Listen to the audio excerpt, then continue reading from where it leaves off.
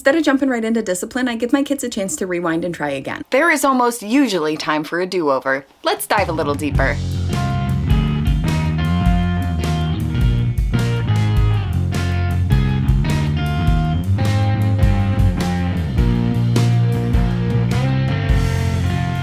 Have you ever woken up on the wrong side of the bed with a bad attitude and maybe you were unkind to someone and you realized that perhaps you were projecting your feelings onto them and they didn't deserve it, so you feel bad and you go and apologize and explain yourself and they forgive you and give you a second chance because they know that that's not your usual behavior and everyone has bad days sometimes.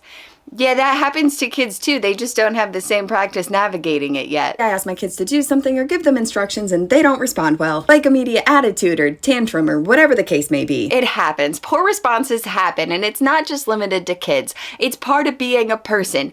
Having big feelings that sometimes we lose control of, that's part of being a person. I give them a second chance to cool down and try again. This is important to me. As an adult, if I respond poorly and I recognize that, I'm gonna go apologize and adjust my behavior. I'm 30 years old and I've had years of therapy. I'm pretty good at recognizing when my reaction doesn't match the situation. And this is something my kids hear from me a lot. I know you're upset, but is this a big thing or a little thing? Is your response to this little thing big or little? How do we handle this better? How do we take control back from our feelings so we can respond more appropriately? And of course, I want to validate my kids' feelings. I just also want them to learn how to have reasonable responses. Like sobbing over salted eggs is not what I would consider reasonable, and that's happened in my house recently. It is okay to be bummed out about the salty eggs. That does complicate the breakfast situation. However, how much energy do we really want to spend on this? The other day, my kids are on their games and I said, set a 5-minute timer. We're doing a screen break soon, which is usually met with, okay, Mom. Timers are my best friend in parenting. Absolutely wonderful tool for kids who struggle with transitions and telling time. We're gonna get ready to go in 10 minutes, set a timer. We're gonna get ready for bed in 20 minutes, set a timer. We're gonna have a screen break soon, set a timer. Now, screen breaks are a regular occurrence in my house, and I'm not super strict about screen time, but I do want my kids to engage in other things.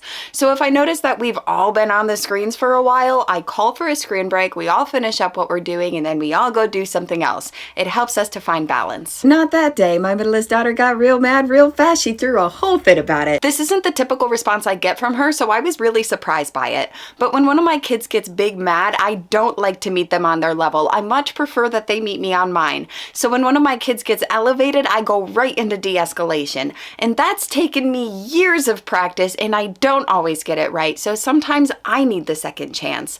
But since this isn't the typical reaction I would get from her, I really wanted to be patient with her and figure out why that reaction happened. I was like, whoa, pause, and she did. Pause. It's a commonly used word in my home. I think every family kind of has their own thing, but in my family, we really like to call for a pause. If a kiddo is interrupting a conversation, pause. I really want to hear you, kid, but unless it's an emergency, I need you to wait. Or if I'm going off on some tangent about something, my kiddo might say, pause. Mom, I have some questions I don't really understand. Or if we have a big emotional moment, pause. Let's see if we can solve this problem before it gets worse. Now, the emotional pause doesn't always work. It's kind of a read the room situation. And I said, I hear you're mad, baby doll, but do you think this is gonna work for you? Because I don't respond well to this. I always start by validating the feeling first. I can see that you're mad. I hear that you're sad. And then I move into the communication. Now, that question, do you think this is gonna work for you, is a frequently asked question in my home.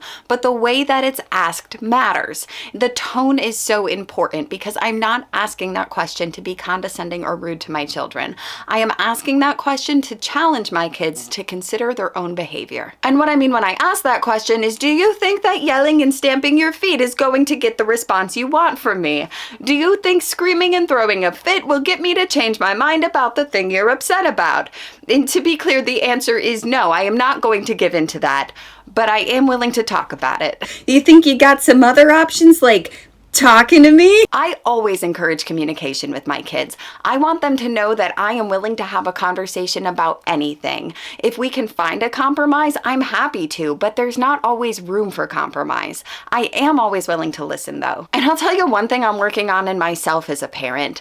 My own communication. Sometimes, especially in tense moments, I feel like I know what my kiddo is about to say next, so I just keep talking. But my kids will call me out on that. They'll be like, Mom, you're not letting me finish. Mom, I'm trying to talk. And then I stop talking and I listen. And I'm so glad that they feel safe enough to say something, because I am the parent, but I'm not always right. She laughed and said, yeah, so I said, all right, let's do a rewind and restart. I've done the rewind and restart since my kids were little. It's a great way for them to practice reevaluating their responses and reactions. Now, I did get some comments on my original video that were like, I like this concept, but how is this gonna work in the real world? There are no do-overs.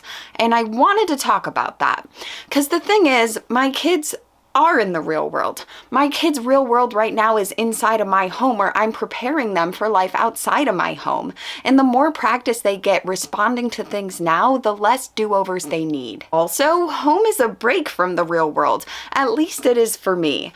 Home is safe. Home is where we can openly express ourselves. Home is where we don't have to hide our feelings. My kids get to experience that in a way I never got to. So we both pretended to rewind. This is a real thing we do. We physically rewind ourselves back to the positions we started in so we can give the interaction another try.